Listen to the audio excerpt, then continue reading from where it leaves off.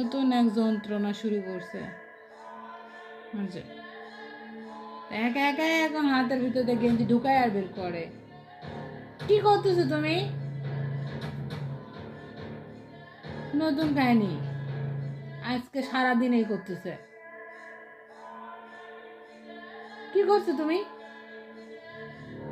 হাতে ব্যথা লাগে বাবু,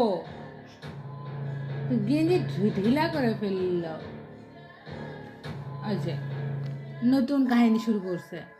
এই যে কি অবস্থা, ঠান্ডায় মানুষের অবস্থা খারাপ, আর দেখো পোষ নিয়ে বসে আছে। এই যে